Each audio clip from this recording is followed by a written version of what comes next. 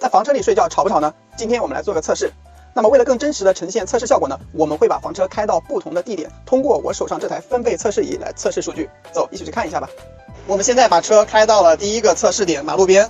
这里呢有车辆经过，我们先看一下车外的声音数值。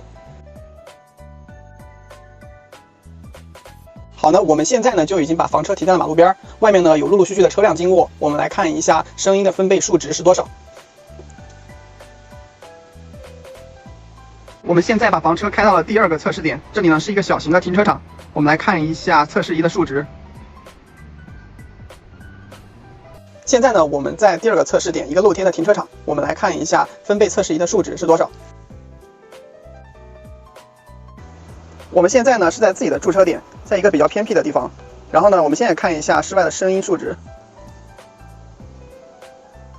我们现在呢是在自己的驻车点，现在窗外下起了小雨，我们来看一下在房车内的声音数值是多少。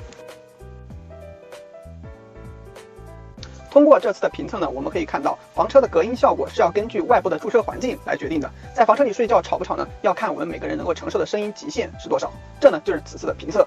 还有很多网友关心 B 型房车在开的时候声音吵不吵？关注我们，下期告诉你。